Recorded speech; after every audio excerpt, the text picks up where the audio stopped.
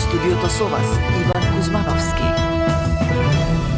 Добар ден, ви благодарам што сте со нас. Ова се настаните кои го одбележаа денот. Потресни сведоштва на родители кои ги загубија своите деца во пожарот во Пулс. Сами се обидувале да ги извлечат преку прозорците со решетки. 11 години затвор за моторџијата кој го прегази југо на пешачка патека. Собранието распише оглас за нов државен јавен обвинител. Пратениците ги изгласа измените на законот за судски совет, прв од пакетот реформски закони. Јаневска во нова акција ќе прави цит на срамот за магистерски и докторски купени на интернет.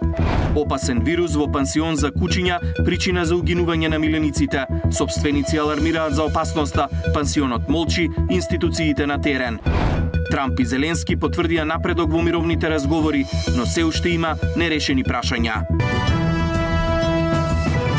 А во овие вести во живо ги пренесуваме деталите од пресудата за Фатон Љури, кој пред 5 месеци го прегази Југослав Николовски на пешачка патека во центарот на Скопје. Останете со нас.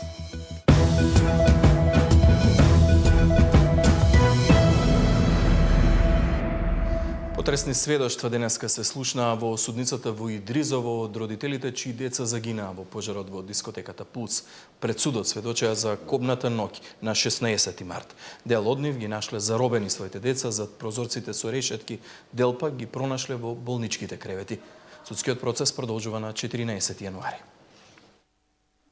Потресни сведоштва за трагичната ноќ во Кочани. Родители на 3 деца кои загинаа во пожарот во дискотеката сведочеа денеска на судењето за случајот Пулс. Откако дознале дека објектот е во пламен, сите заминале кон местото. Дел со своји раце ги извадиле своите ќерки и синови од објектот. Во судницата рекоа дека нивните деца немале никакви изгореници.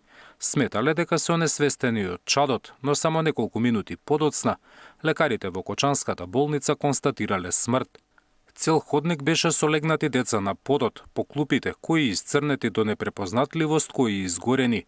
Мојот син Андреј го најдов во собата со број 2. Лежеше на креветот покрај прозорецот, изгледаше нормално, немаше изгореници. Со сопругот почнавме да му даваме вештачко дишење. Многу време го реанимиравме. Умот не ми даваше да се помирам дека е мртов. Бев пред влезот на диското, го видов сопругот како ја држи мојата ќерка. Бев среќна, оти на телото немаше изгореници. Мислев дека е само онесвестена, не и почината. Тој знаеше дека Драгана го загубила животот, не сакаше да ми го каже тоа. Пред дискотеката рекоа дека ги виделе членовите на обезбедувањето и полицајци за кои рекоа дека воопшто не им помогнале додека своите деца се обидувале да ги транспортираат до болница. На прашањата поставени од обвинителството, родителите кои сведочеа одговараа низ солзи. Лелеци се слушаа и од родителите на загинатите кои го следат секое рочиште. За некои исказите беа мачни, па повремено ја напуштаа судницата. Освен што говореа за хоророт низ кој поминале ноќта на 16 март, родителите на загинатите ги повикаа обвинетите да го признаат кривичното дело за кое се гонети. Од вас не барам сожалување, барам да ја признаете вината секој од вас, оти со вашите потписи на секој документ ја напишавте судбината на нашите деца. Од исказите на родителите тешко беше одржување на редот во судницата. Чести беа предупредувањата дека за нарушување на мирот и редот може да бидат отстранети. Најголем револт предизвика изјавата на обвинетиот Огњан Георгиев, кој рече дека во судницата треба да седат родителите, бидејќи дозволиле во објектот да се и нивните деца. Во смирување на состојбата интервенираше и полицијата, која ги враќаше родителите на своите места што се доближија до стаклото што ја дели судницата.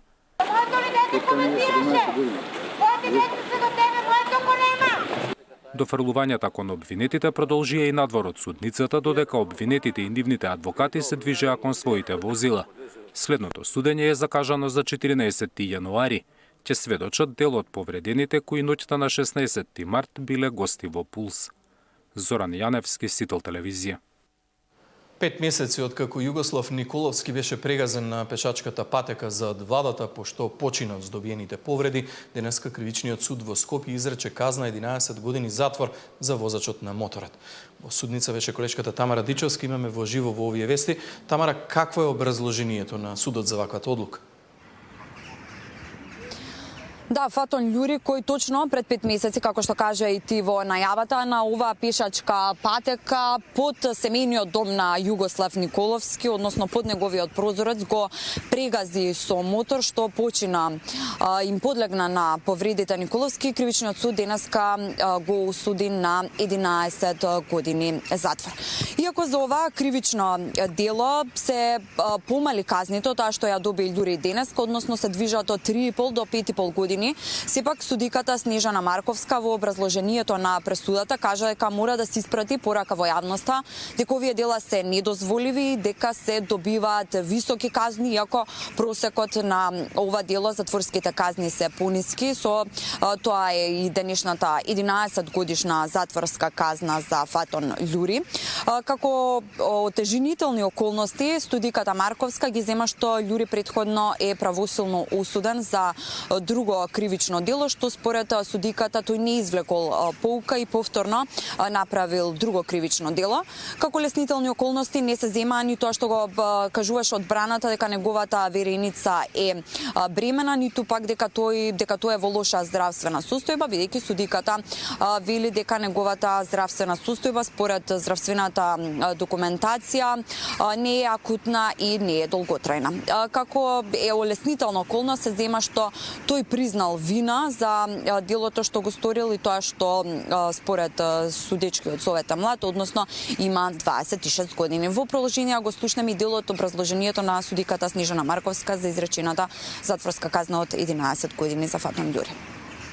Санкцијата ќе испрати јасна, недвосмислена и општествено потребна порака дека грубото кршење на сообраќајните правила, особено кога резултира со смрт на пешак, представува неприфатливо однесување за кое следи строга и неизбежна казнена реакција. Како досегашна судска пракса, казните за ваков вид кривични дела се движат од 3,5 до 5,5 години казна затвор, но судот истовремено констатира дека зачестеноста на ваквите дела, која е неспорна, сериозноста на последиците и последната правосилна пресуда за скоро идентично кривично дело укажуваат на потреба од построга казнена политика. Судот, обвинетиот, го осудува на казна затвор во траење од 11 години. Согласно член 47 од Кривичниот законник, во изречената казна затвор, на обвинетиот му се засметува и времето поминато во притвор.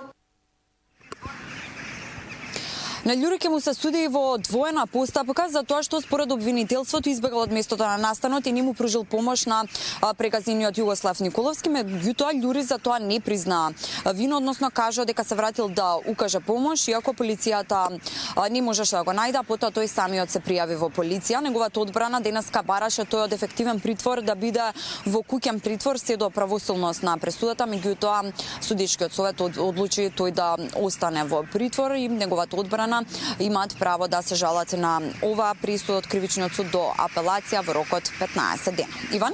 Да, Тамара, потрагичниот настан жителите од овој дел на Скопје алармира до надлежните да постават заштитни столпчиња на патеката за да не можат автомобили и мотори да се движат по оваа пешачка патека. Дали 5 месеци подоцна има превземено нешто? Иван, наменски со снимателот Гора Најдов се завртевме од овој кадар за да може да се види дека еве зад мене на оваа пешачка патека, всушност каде што и помина моторот пред 5 месеци го прегази Југослав Николовски, се уште нема поставено ступчиња, иако граѓаните не само овие 5 месеци, туку сите оние соседи и тука жители кои што живеат во оваа населба веќе подолго време алармираат и пред да се случи овој тежок настан за сите кои што живеат тука, алармира да бидат поставени ступчиња, сепак и по 5 месеци од сега не се поставени. Ние дури бевме тука, дури траеше и ова пред да се вклучиме во живо, 2 мотори поминаа на оваа пешачка патека, така што се уште слободно се поминуваат мотори, иако е забрането за нив на оваа пешачка патека. Иако претходно кога се случи настанот, ние кога работевме оваа тема, баравме и став и од општина долината центар, меѓутоа и од град Скопје, чиви се ингеренциите на оваа пешачка патека. Тие си ја предаваат топката, меѓутоа во последниве денови, како што можевме да поразговараме тука со соседите од град Скопје, сепак се потврдува дека е нивна надлежноста, бидејќи дошли кај сите соседи барале да се потпише петиција за тука конечно да може да бидат поставени ступчиња за да не може веќе да поминуваат мотори, бидејќи како што велат соседите им се загрозува безбедноста. Веднаш тука на 5 метри од каде што стоиме има игралиште за деца и секоја вечер тука, особено во летните денови, има и деца, меѓутоа и возрастни, така што се загрижени за нивната безбедност и бараат да бидат поставени тие ступчиња тука. Тамара Дичовска, во живо благодарам за овие информации. Ќе очекуваме некаков резултат од надлежните за подобрување на безбедноста во овој дел од Скопје. Доживотен затвор за случајот со братоубиство од користолюбие во Кавадарци. Основниот суд во Кавадарци изрече пресуда врз основа на признание на вина со која го огласи за виновен 43 годишниот С.И. за кривично дело убиство и го осуди на казна доживотен затвор, информираше јавното обвинителство. Обвинетиот на 27 јули годинава од користолюбие го лишил од живот својот помлад брат Илија Иванов. На роден денот на жртвата, двајцата браќа започнале да се расправаат, бидејќи обвинетиот верувал дека неговиот брат сака да го преземе целиот имот. Потигнат од чувства на гнев и омраза, тој со тапиот метален дел од теслата го удрил брат му по главата, а кога оштетениот паднал, уште 2 пати го удрил со теслата, нанесувајќи му моментални смртоносни повреди. Потоа обвинетиот си заминал, а следниот ден се вратил во домот на оштетениот и телото го префрлил во бањата. Во следните неколку дена се враќал за да го прикрие делото, ја бришал крвта од подот и од предметите, а телото го пренел во шупата, го затрупал во ров и врз него ставил шпер, плоча и други предмети. Од 30 јули до 5 август, кога било откриено телото, обвинетиот во повеќе наврати повлекувал пари со банкарска картичка на жртвата. Обвинението беше поднесено на 28 октомври, а обвинетиот во целост го призна делото. Собранието распише оглас за нов државен јавен обвинител. Пратениците ги изгласа измените на Законот за судски совет, прв од пакетот реформски закони. Јаневска во нова акција ќе прави цит на срамот за магистерски и докторски купени на интернет.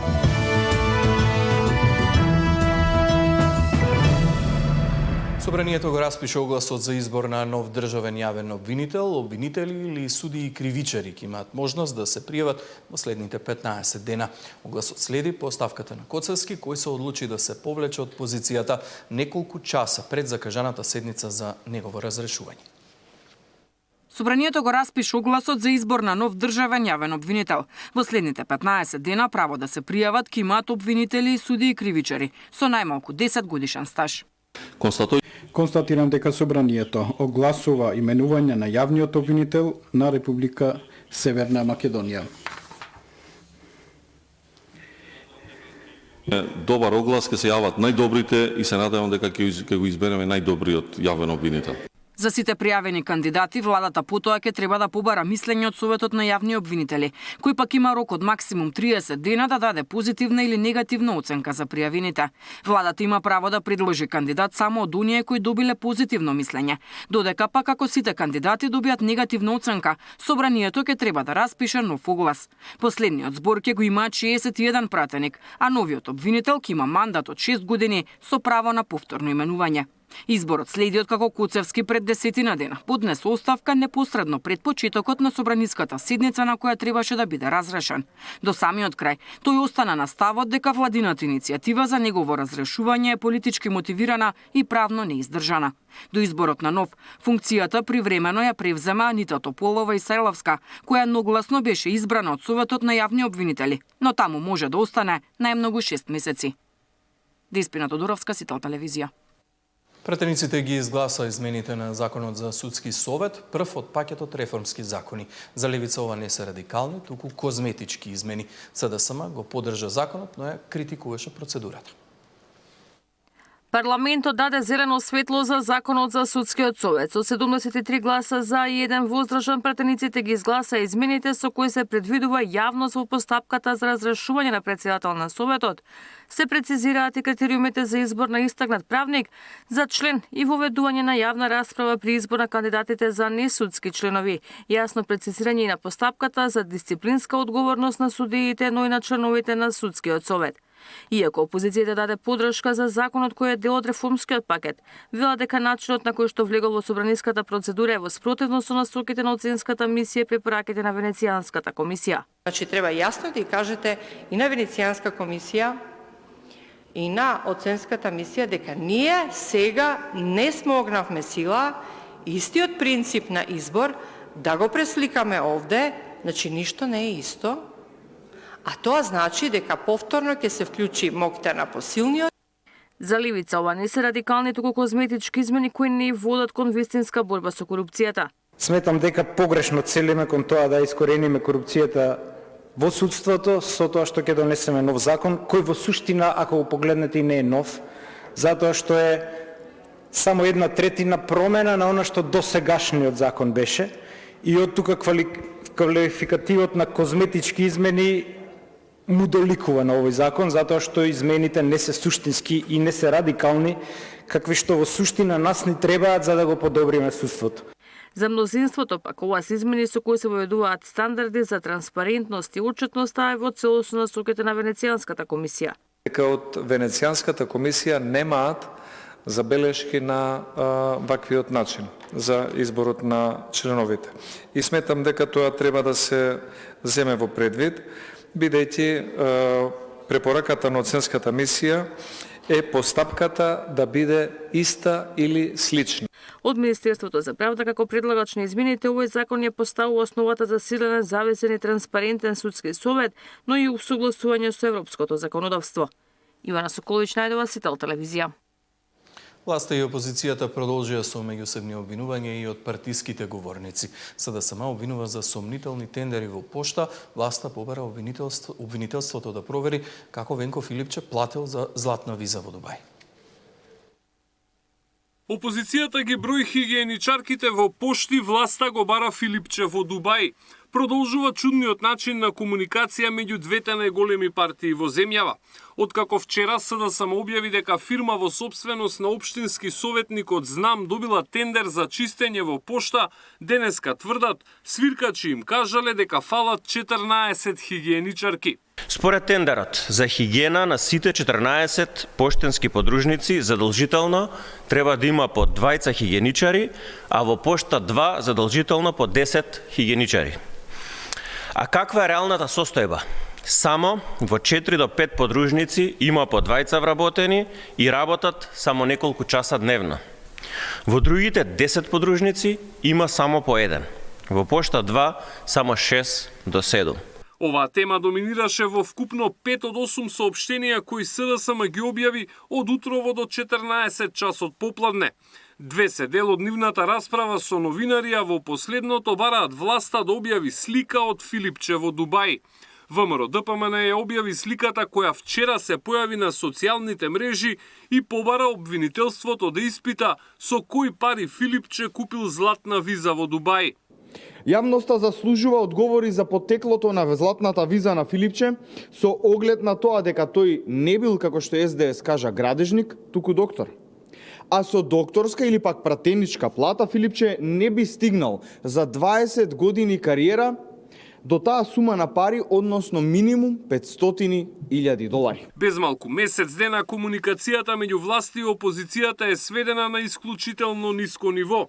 Опозицијата се обидува да ја убеди јавноста дека Мицковски има план да увезува мигранти за пари, а премиерот тврди дека СДСМ станале левица од Алиекспрес. Александар Спасовски, Сител телевизија.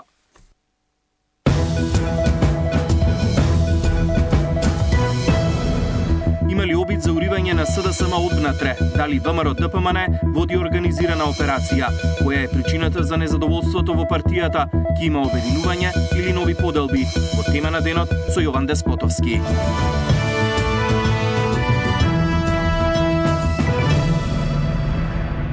Позитивни бројки на скопска гинекологија, но негативни на државно ниво. ГАК бележи 200 новороденчиња повеќе во споредба со минатата година, но за 8 години во државата има 6000 помалку. Според премиерот, ова е слика за изумирање на една нација. По неколку годишниот негативен и опаѓачки тренд на гинекологија. Годинава на клиниката има над 4000 раѓања. Бројките за 2025 покажуваат дека има повеќе од 200 новороденчиња во споредба со претходната. А според надлежните на тоа влија и повторното обновување на психосоцијалната подготовка за трудници и безболното породување. Пред малку се породи 4026-тото дете, што значи дека оној тренд на пат на раѓање на нашата клиника го намаривме и јас искрено се надевам дека така е во секоја институција и дека повторно младите ќе се охрабрат повеќе да раѓаат во нашата држава. Позитивни се бројките на гинекологија, но разочарувачки се на ниво на држава каде за период од 8 години или од 2016 до 2024 има 6000 помалку новороденчиња. Премиерот Мицкоски вели бадијала се вложува во училишта и градинки кога нема кој да ги користи и затоа упати апел до младите. Ако е една училница од 20 ученици, тоа значи 300 празни училници имаме сега. И ако една училница е долга 20 метра, имаме 6 километра празни училници. Прилика вака изгледа изумирање на една нација. И затоа мојата порака до младите е љубовта кон татковината се манифестира со тоа што одлучуваме, се разбира тоа е лична одлука, но одлучуваме да создадеме семејство и да се реализираме како родители. Премиерот беше во обиколка на гинекологија по завршување на реконструкцијата на лаборатории и влезот на клиниката како и набавка на опрема. Надлежните велат дека целта е подобро јавно здравство, за граѓаните да имаат пристап до услуги што заслужуваат. Сања Димитровска, Сител телевизија. Министерката за образование Весна Јаневска најави нова акција за подигање на квалитетот во високото образование. Ќе прави специјален зид на срамот за магистарски, докторски, купени на оглас, а ќе има и нови услови за сите универзитетски професори. Ако сте платиле 300 евра за некој да ви ја сработи магистерската или некој евро повеќе за да ви го подготват докторскиот труд, можеби вашето име и презиме ќе се најде над зидот на срамот. Министерката Јаневска во борба против плагиатизмот најави пуштање во употреба на нов софтвер на страницата за плагиати, за да се откријат препишаните трудови на оние магистерски трудови и докторати чија крајна верзија изгледа како да ги пишувал ученик. Бидејќи се зборува дека на факултети поминуваат трудови напишани во стил ученички пишувања, ќе ги објавуваме сите јавно. Мене ќе ми биде срам да ставам подпис на нешто што не вреди. Сите ќе бидат изложени над зидот на срамот, па сите што препишувале ќе бидат откриени, рече министерката на новогодишниот брифинг со новинарите. Со серијата нови закони за високото образование, измена ќе има и за професорите на универзитетите. Секој ќе биде должен да објавува одреден број на научни трудови. Ако не за да остане професор на секој 5 години, повторно ќе треба да полага за лиценца. Крајната цел на оваа мерка е да се зголеми бројот на научни трудови, услов кој е неопходен за некој универзитет да се приближи до Шангајска листа. За еден наш универзитет да биде меѓу најдобрите 1000, годишно треба да објавува 1200 научни трудови во списание со импакт фактор. На УКИМ годишно се објавуваат од 300 до 500 трудови. Габриела Лескова, Сител телевизија. Опасен вирус во пансион за кучиња бил причина за угинување на милениците, обвинуваат повеќе сопственици кои ги користеле услугите. Тие алармираат за како што велат да спречат ширење на вирусот. Од пансионот молчат, а институциите информираат дека веднаш по пријавата излегле на терен. 11-месечното куче на Ана Пејковска починало откако било оставено на чување во пансионот за кучиња Аф Хепи Дог.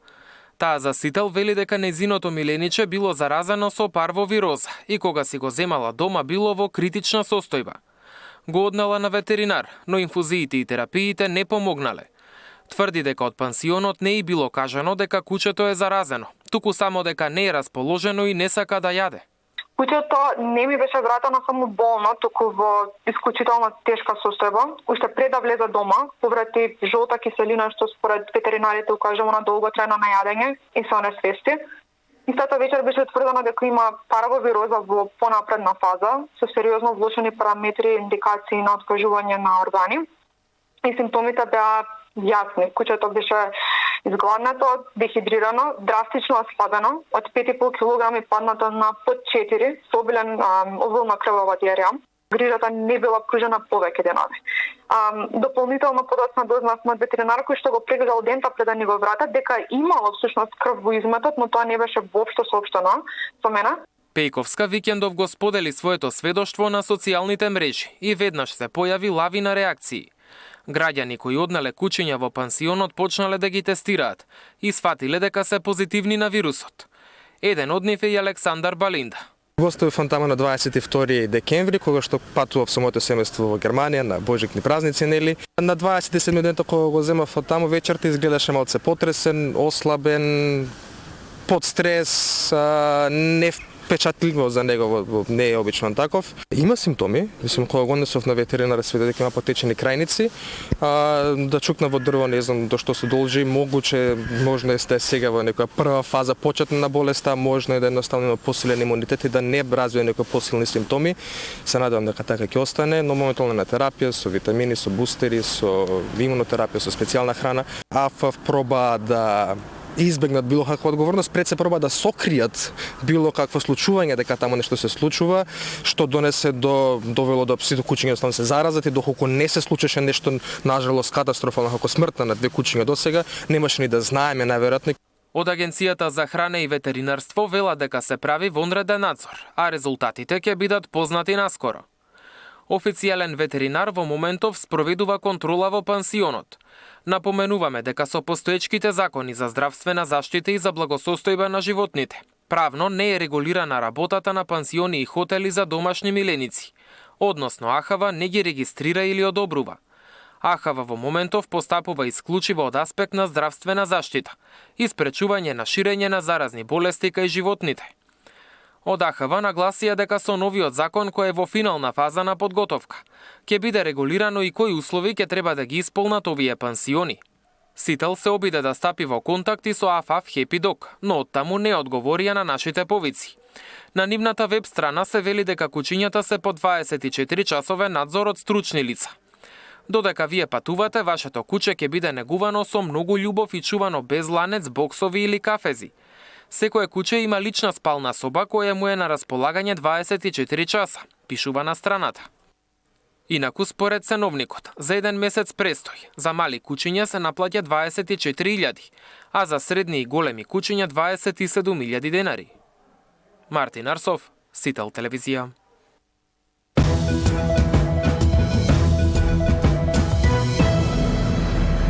По продолжение благовести од светот.